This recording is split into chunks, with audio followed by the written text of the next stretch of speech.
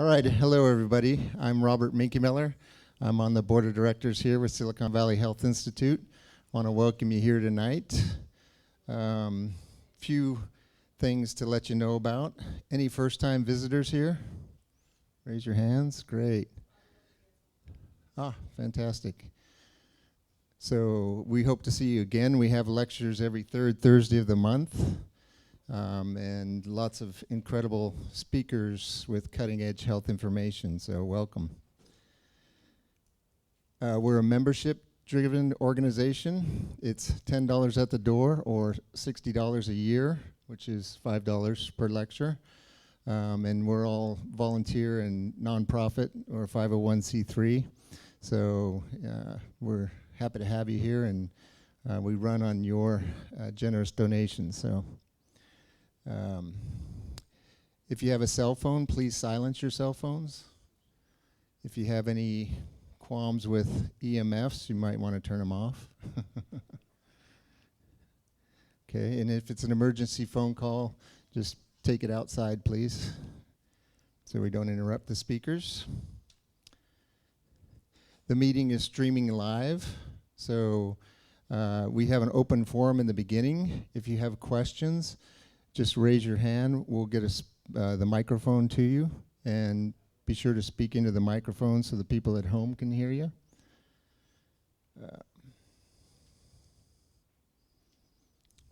The restrooms are out the door, down the hallway, and to the left, about 100 yards on the right.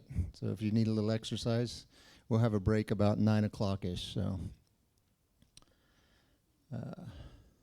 Does anybody have any announcements they'd like to make? Any similar organizations or lectures? No? Okay. Okay, so at the beginning here, we open up the floor to any questions that you guys have. We have some experts here that could maybe answer some of your questions. It's pretty much open to anything regarding health, well-being. So, any questions? Pretty much wide open. You can ask any questions you may want.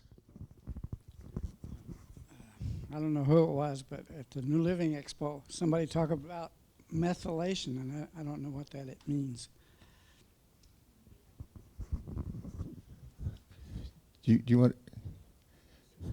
Okay. Methylation is a process used all throughout the body. I'll mention a little bit about methylation and Alzheimer's disease. And there are genes that produce enzymes called beta and gamma secretase that snip off the amyloid precursor protein, and then that can form amyloid plaques in the brain, one of the signature features of Alzheimer's disease. Well, those genes can be methylated or quenched, and we're using sadenosylmethionine, which is short name SAMe. And that can be made in the body if you have folate and vitamin B12, 2 B vitamins. And then those can go along and methylate the genes, quenching them epigenetically and quieting them down. But methylation plays many, many roles in the body. So I'll just mention that one. I hope that helps. It's too big. Okay, hold on. Doctor, you mentioned you were using SAMe. I'm using MSM. I was just wondering if one's better than the other, or are they both good for that purpose? Well, yeah, they'd be very different. I don't want to, rain on anyone's parade, but MSM is actually an oxidized form of DMSO, which is arguably the safest paint stripper used on aircraft and made in a Louisiana paper and pulp mill. The research on it's a good example of a patent holder doing more than 90% of the research, and I have not seen adequate safety studies on MSM. However, sadenosylmethionine has tons of safety studies and was approved by the Internal Review Board of the University of Hawaii for our clinical trial for elders in the amount of 200 milligrams that we're using it. So I think there's a lot of differences there. Okay, hold on one second.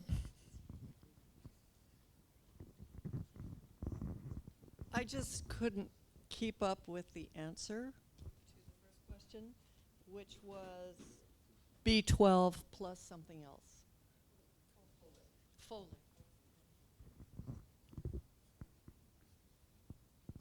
Just a few comments on MSM versus sadenosylmethionine. MSM is the oxidized version of DMSO. It's a solid. It's just like if you considered formaldehyde and methanol. They're the same structure, but they're two different things, basically, or water and formaldehyde. And MSM is basically a solid that versus a liquid, so it's very soluble in water, whereas S-adenosylmethionine is a molecule that's used by the body for methylation purposes. And MSM is a natural source of sulfur for the for biological life because it's of a structure. So that's really the difference between the two. Totally different things, and safety aspects are totally different than DMSO. One's a solvent, one's a solid.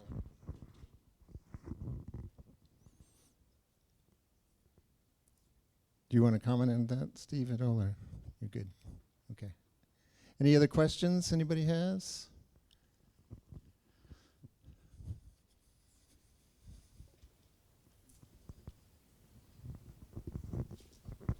Are you going to cover the research results on SAMe? Did you hear that? Cover the research results. Are you going to cover the research results on SAMe?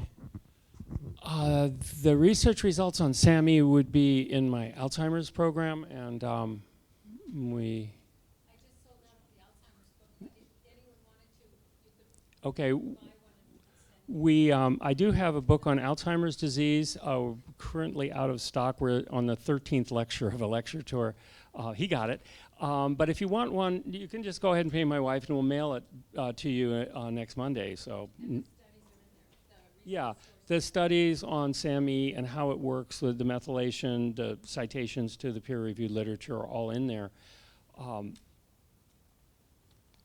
Does that answer the question? Any summary?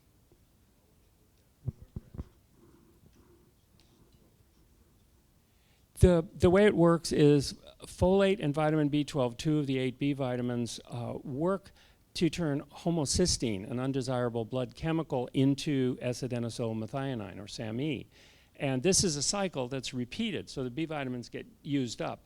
And then SAMe may go methylate a gene, and then it becomes S-adenosylmethionine, homocysteine, and then it goes around again and again. There's another pathway. Well, there's lots to it, but I won't be talking about SAMe tonight because Parkinson's disease is quite different from Alzheimer's disease, despite associated Lewy body dementia, which is also different, but it has a misfolded protein, so it's something similar.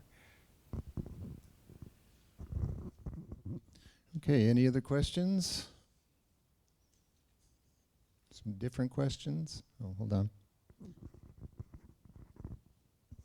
The fellow that was talking about methylation had a product called Loa, O-L-A-L-O-A.